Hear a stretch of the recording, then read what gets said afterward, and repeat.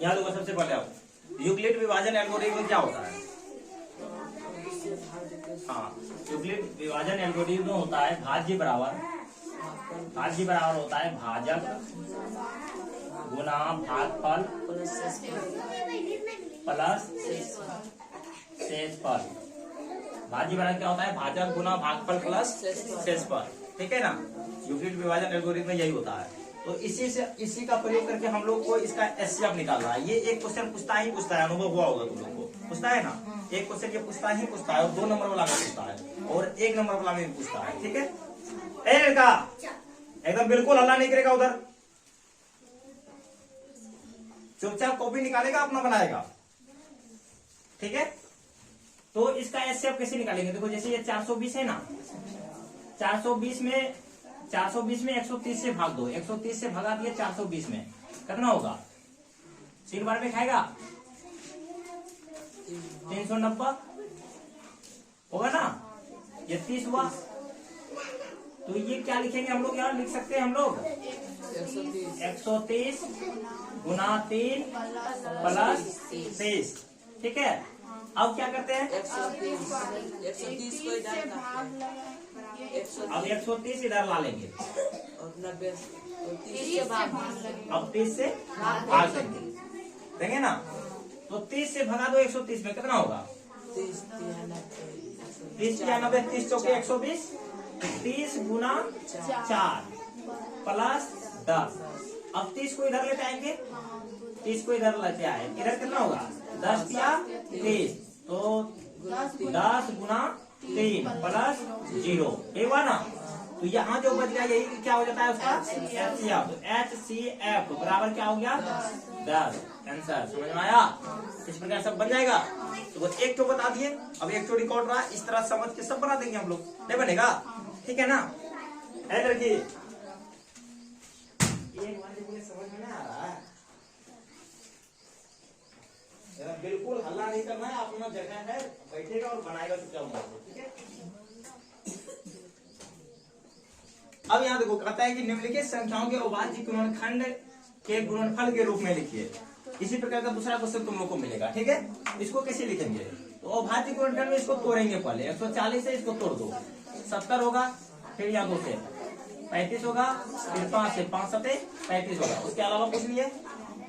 तो इसको वही लिखना है। 140 बराबर क्या हुआ, 140 बराबर हो जाएगा 2 गुना 5 गुना 7, हो गया आंसर।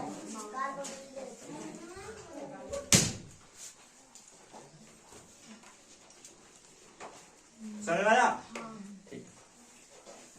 अब देखो यहाँ अगला कहता है पूर्णांकों के निम्न युग्मों का एचसीएफ एलसीएम ज्ञात कीजिए तथा जांच कीजिए कि 2 संख्याओं का गुणनफल एचसीएफ गुना एलसीएम है। इसका क्वेश्चन है ही नहीं, क्वेश्चन क्या है देखो किताब में दो यहाँ,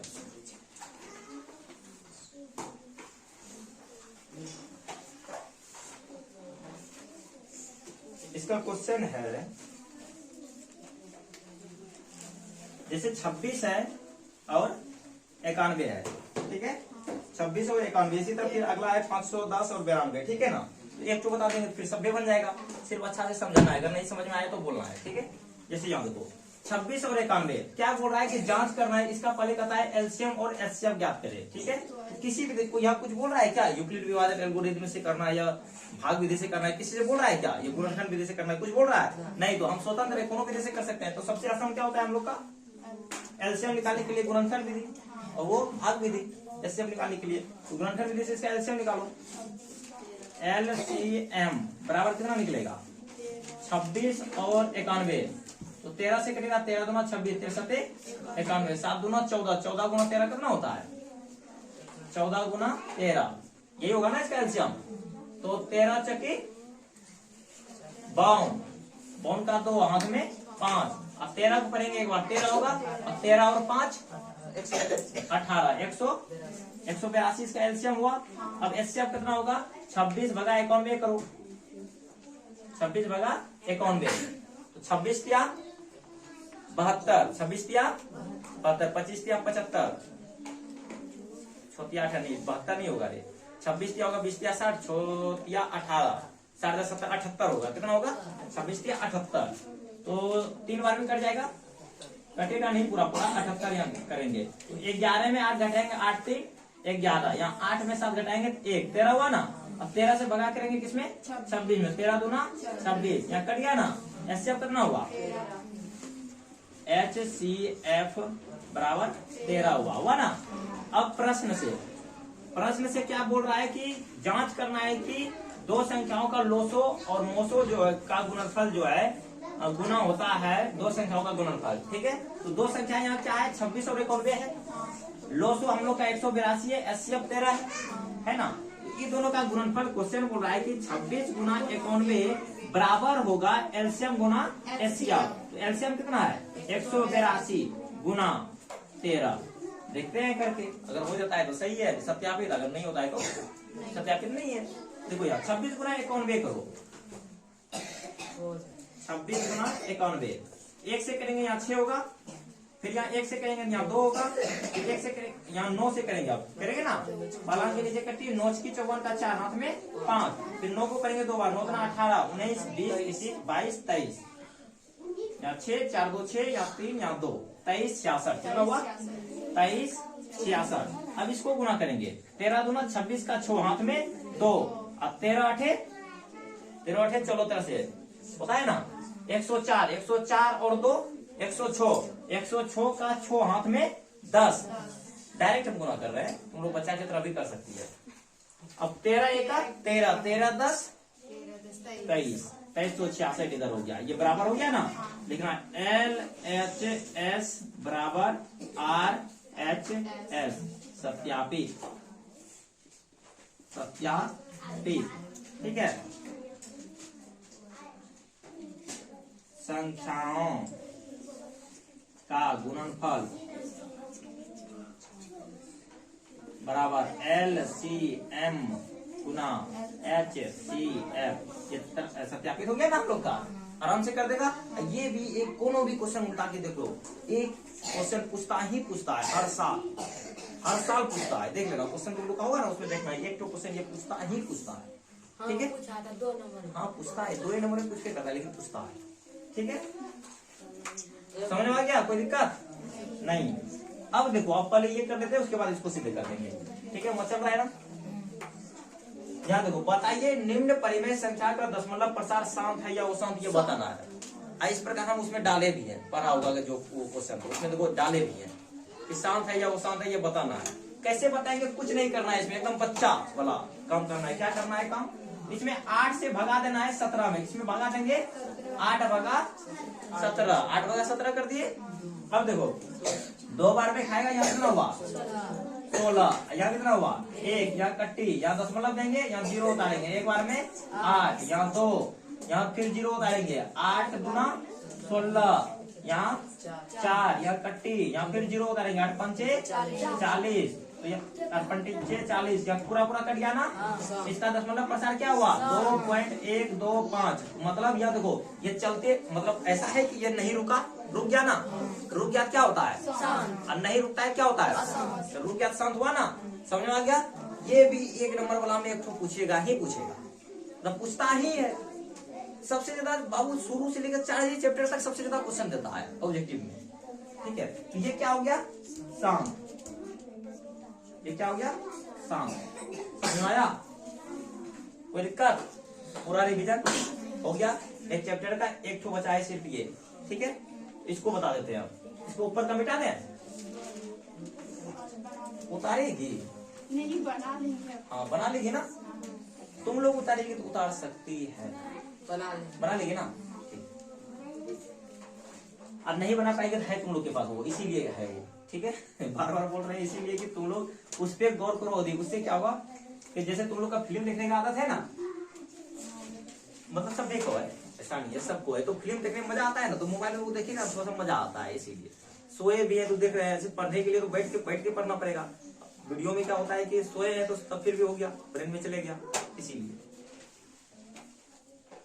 अब एक टॉपिक बच गया है, वो बचा है, हाँ वो बचा है सिद्ध करने वाला, जो एग्जाम में पूछता है।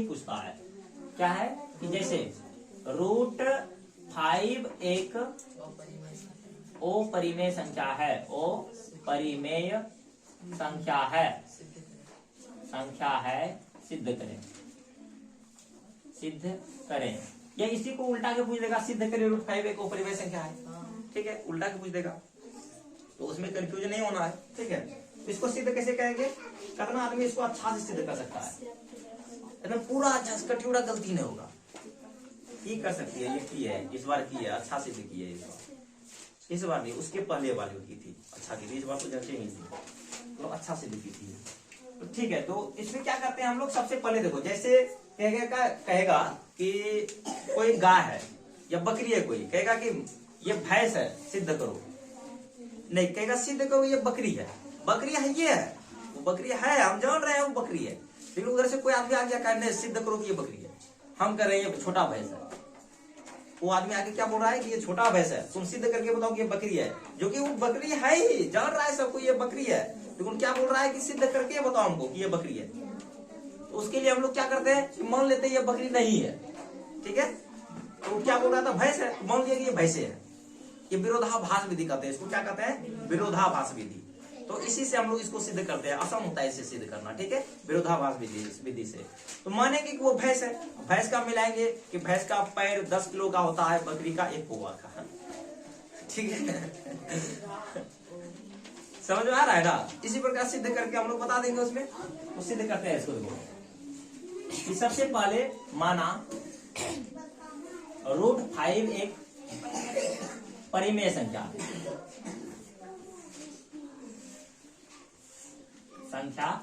है, माना √5 एक परिमेय संख्या है।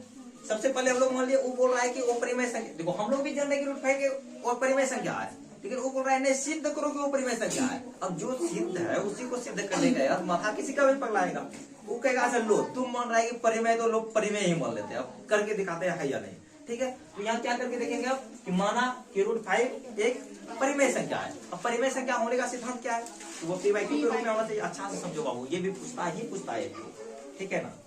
इसमें 3 क्वालिटी होता है, 3 क्वालिटी में से 1 क्वालिटी पूछता है, ठीक है, 3 क्वालिटी में से 2 क्वालिटी पूछता है, ये तो पूछेगा ये क्वालिटी है, 1 क्वालिटी पूछता है प्लस माइनस, उसमें भी कोई इफेक्ट नहीं है, मतलब कोई दिक्कत नहीं उसमें, ठीक है। तो देखो आता नहीं सर, जो आता है, देखो या लिख सकते हैं, या √5 बराबर क्या होगा, p/q, या √5 बराबर हम चल, जब परिमेय संख्या है तो p/q के रूप में होगा, तो ये बराबर p/q होगा या नहीं होगा।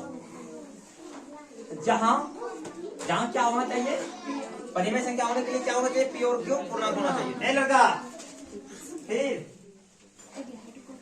नहीं समझने वाला, जहाँ p/q क्या होना चाहिए, पूर्णांक होना चाहिए, जहां p और q पूर्णांक हो और अरे उसमें कट रहा होगा ना, आ रहा है जितना लिखा हुआ है, नहीं आ रहा है ना, वही तो हमको भी लग रहा है इसमें कट रहा होगा, क्योंकि यहाँ से उसका था।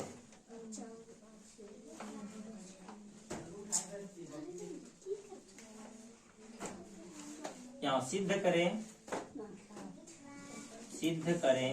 कि √5 एक अपरिमेय संख्या है, अपरिमेय संख्या है। तो यहाँ देखो सबसे पहले वही हम लोग करेंगे कि मानेंगे कि यह परिमेय संख्या है, ठीक है, माना √5 एक परिमेय संख्या है, √5 एक परिमेय संख्या है। तो √5 अगर परिमेय संख्या है तो √5 बराबर हो जाएगा p/q, जहां p और q पूर्णांक है, p और q क्या है, पूर्णांक है, q बराबर 0 नहीं है, ठीक है, q बराबर 0 नहीं है। उसको क्या हिला रही है, उसको लिखा हुआ आ रहा है इसमें, q बराबर 0 नहीं है, ठीक है, और p और q का कोई सर्वभाजक नहीं है, सर्वभाजक नहीं है, तो वह सर्वभाजक यहाँ कंफ्यूज करता होगा तुम लोग, ठीक है। समझ लो अच्छा से सर्वभाजक क्या होता है। जैसे 2 और 4 है तो इसका सर्वभाजक क्या है, 2 है। 2 से देखो 2 भी कट रहा है, 2 से 4 भी कट रहा है ना, समझ में आ रहा है ना। 2 से 2 भी कट रहा है, 2 से 4 भी कट रहा है, इसका सर्वभाजक क्या हो गया, 2 हो गया। जैसे 3 और 9 है, इसका सर्वभाजक क्या है, 3 है। दोनों 3 से दोनों कट रहा है ना। 4 और 8 इसका 2 और 8 इसका सर्वभाजक क्या है, 2 है। 4 और 16 इसका सर्वभाजक क्या है, 2 भी है 4 भी है ना, समझ में आ रहा है ना। जो दोनों को कटा दे उसी को क्या कहते हैं, सर्वभाजक। इसका है ना। लेकिन यहाँ क्या बोल रहा है, दोनों का कोई सर्वभाजक नहीं है, P और Q का कोई सर्वभाजक नहीं है। जैसे 3/2 इसका कोई सर्वभाजक है क्या, एक के अलावा नहीं है। 9/11 इसका कोई सर्वभाजक है क्या, नहीं है, समझ में आ रहा है ना। तो सर्वभाजक का मतलब समझ लिया, इसका कोई सर्वभाजक नहीं है। अब देखो अब क्या होता है, दोनों साइड वर्ग करने पर, ठीक है। अब दोनों साइड वर्ग करने पर, दोनों साइड वर्ग करो। √5 बराबर हो जाएगा P/Q का होल स्क्वायर, इसका भी होल स्क्वायर, दोनों साइड वर्ग कर दिया ना। तो √5 गुना √5 अभी बताए थे जस्ट, क्या होता है 5। √5 गुना 5 क्या होता है 5। ये बराबर हो गया इधर P²/Q गुना Q लिख सकते हैं, इसको लिख सकते हैं ना। एक तो Q का इधर साइड से निकल दो, तो यहाँ क्या आ जाएगा, इधर भाग इधर जाके गुना हो जाएगा ना, ठीक है। तो ये हो जाएगा 5Q बराबर होगा P²/Q। अब देखो यहाँ ये पूर्णांक है ना, पूर्णांकों का गुना यदि किसी दूसरे पूर्णांक से करते हैं तो हमेशा पूर्णांक ही प्राप्त होता है हम लोग को, पता है ना। जैसे 2 का गुना 3 से करेंगे क्या होगा, 6 प्राप्त होगा। 6 भी एक पूर्णांक है, 2 भी पूर्णांक है, 3 भी पूर्णांक है, 6 भी एक पूर्णांक है, समझ में आ रहा है ना। तो पूर्णांकों का गुना जब किसी पूर्णांक से करते हैं तो हम लोग को क्या प्राप्त होता है, पूर्णांक प्राप्त होता है। लेकिन यहाँ देखो लेकिन यहाँ क्या है, देखो पूर्णांकों का स्क्वायर तो पूर्णांक हुआ, लेकिन यहाँ नीचे है देखो ये भिन्न बन गया है ना, ये भिन्न बन गया है ना, समझ आ रहा है ना। भिन्न क्या होता है, P/Q के रूप में हो, उसे कुछ भिन्न कहते हैं ना लोग। तो यहाँ देखो बोल रहा है कि भिन्न बराबर पूर्णांक, या भिन्न बराबर पूर्णांक, ये क्या है पूर्णांक, ये क्या है भिन्न। जैसे कहेंगे हम 3 बराबर 2/3 बराबर है क्या, नहीं है ना। कहेंगे 1 बराबर 1/2 बराबर है क्या, नहीं। ये तो 1 है, ये आधा है, बराबर है कभी नहीं है ना। तो भिन्न बराबर पूर्णांक कभी हो सकता है क्या, कहेंगे 1 आदमी और 100 आदमी बराबर है, नहीं है। कहेंगे 1 आदमी 1.5 आदमी बराबर है, नहीं है। तो भिन्न बराबर कभी पूर्णांक बराबर कभी भिन्न हो सकता है, नहीं हो सकता है ना। तो ये तो विरोधाभास हो गया था। जैसे वो गाय को बकरी बोल रहा था, तो गाय बराबर कभी बकरी हो सकता है, नहीं, तो विरोधाभास था। तो यहाँ देखो, यहाँ पूर्णांक बराबर भिन्न है, जो संभव नहीं है, जो संभव नहीं है। पूर्णांक बराबर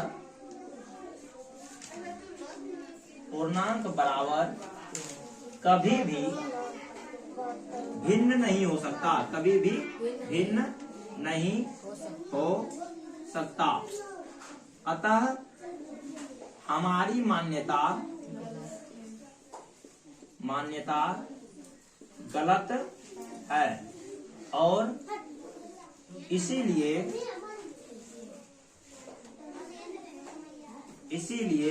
√5 एक